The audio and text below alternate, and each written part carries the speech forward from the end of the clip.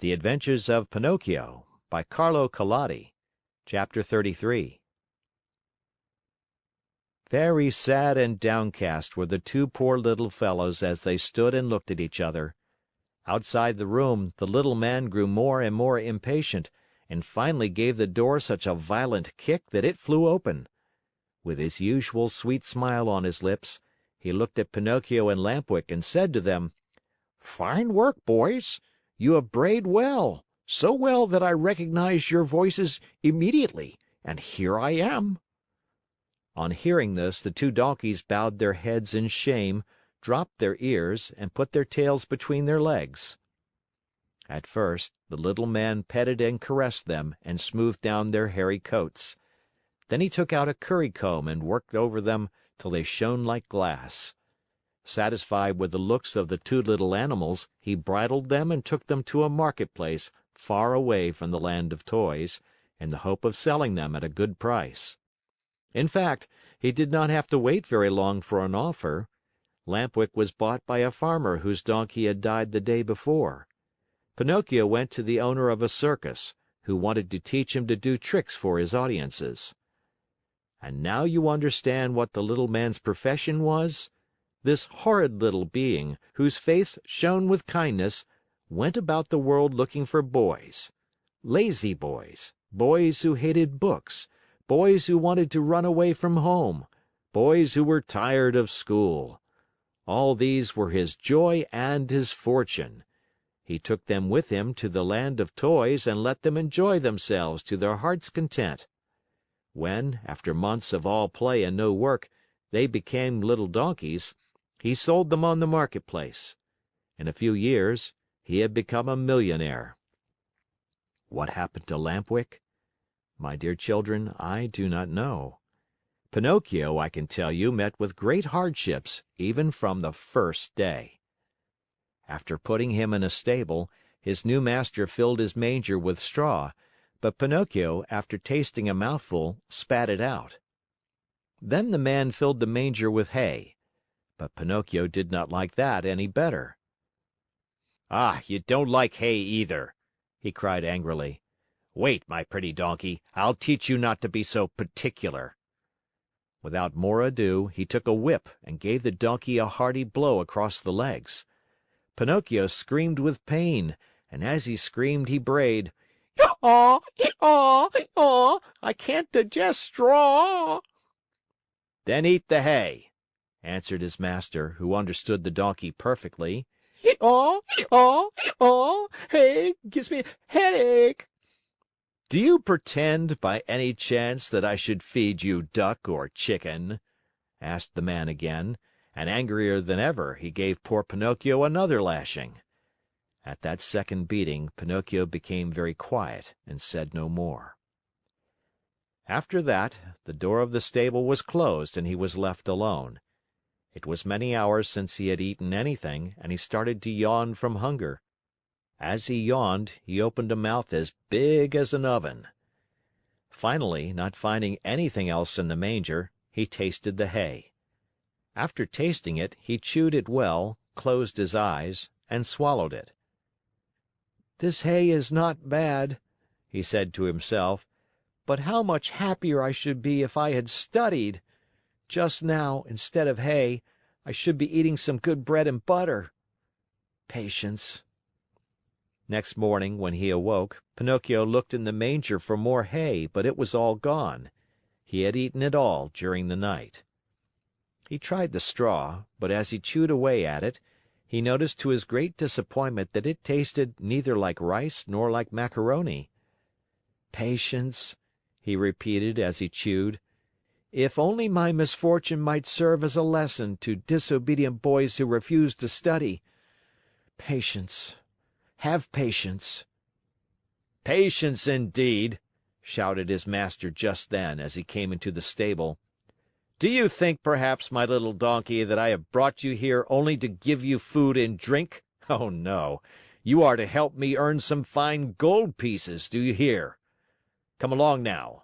I am going to teach you to jump and bow, to dance a waltz and a polka, and even to stand on your head." Poor Pinocchio, whether he liked it or not, had to learn all these wonderful things, but it took him 3 long months and cost him many, many lashings before he was pronounced perfect. The day came at last when Pinocchio's master was able to announce an extraordinary performance. The announcements, posted all around the town, and written in large letters, read thus: "Great spectacle tonight! Leaps and exercises by the great artists and the famous horses of the company. First public appearance of the famous donkey called Pinocchio, the star of the dance. The theater will be as light as day." That night, as you can well imagine, the theater was filled to overflowing 1 hour before the show was scheduled to start. Not an orchestra chair could be had, not a balcony seat, nor a gallery seat, not even for their weight in gold. The place swarmed with boys and girls of all ages and sizes, wriggling and dancing about in a fever of impatience to see the famous donkey dance.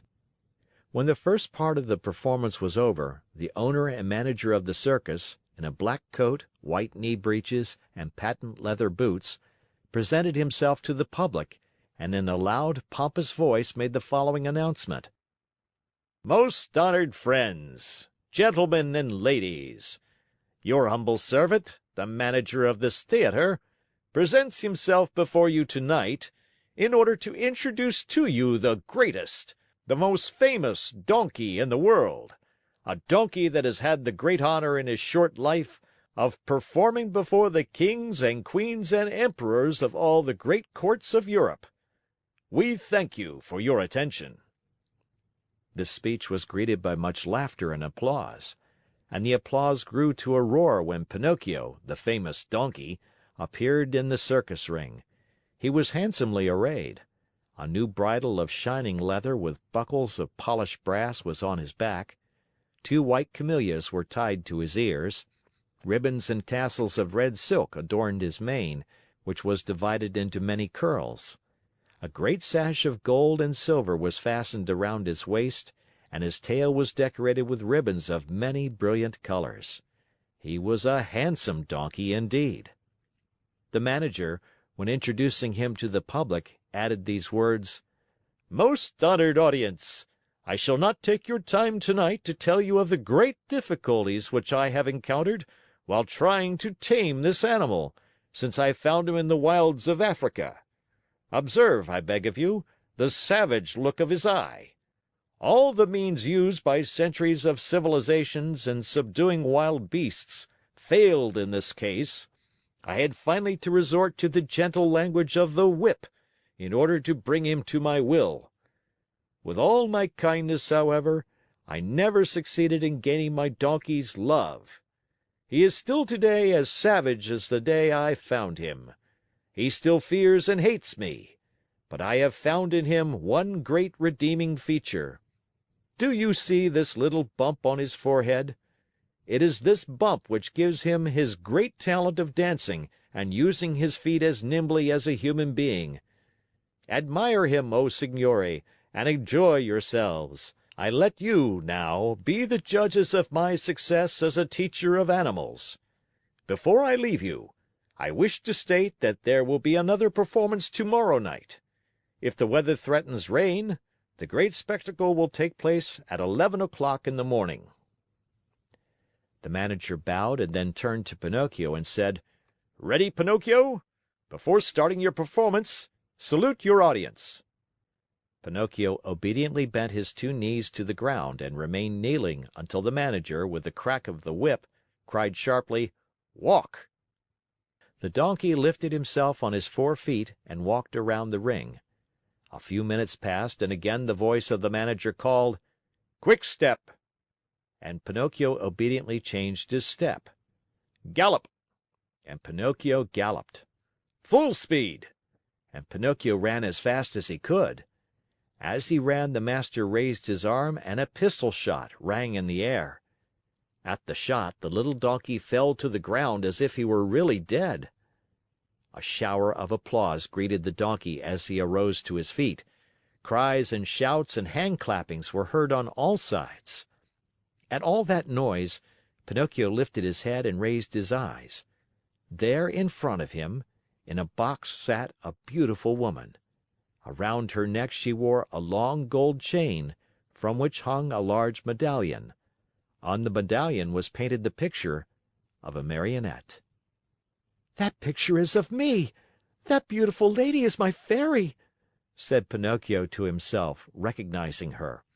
He felt so happy that he tried his best to cry out, "Oh, my Fairy! Oh, my Fairy!"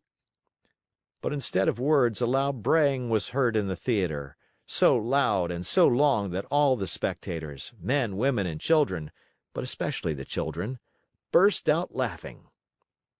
Then, in order to teach the Donkey that it was not good manners to bray before the public, the manager hit him on the nose with the handle of the whip. The poor little Donkey stuck out a long tongue and licked his nose for a long time in an effort to take away the pain. And what was his grief when on looking up toward the boxes, he saw that the Fairy had disappeared. He felt himself fainting, his eyes filled with tears, and he wept bitterly. No one knew it, however, least of all the manager, who, cracking his whip, cried out, "Bravo, Pinocchio! Now show us how gracefully you can jump through the rings." Pinocchio tried 2 or 3 times, but each time he came near the ring, he found it more to his taste to go under it. The 4th time, at a look from his master, he leaped through it, but as he did so his hind legs caught in the ring and he fell to the floor in a heap. When he got up, he was lame and could hardly limp as far as the stable. "Pinocchio! We want Pinocchio! We want the little donkey!" cried the boys from the orchestra, saddened by the accident. No one saw Pinocchio again that evening. The next morning the veterinary, that is, the animal doctor, declared that he would be lame for the rest of his life. "What do I want with a lame donkey?" said the manager to the stable boy. "Take him to the market and sell him." When they reached the square, a buyer was soon found. "How much do you want for that little lame donkey?" he asked. "$4." "I'll give you 4 cents. Don't think I'm buying him for work. I only want his skin. It looks very tough, and I can use it to make myself a drumhead.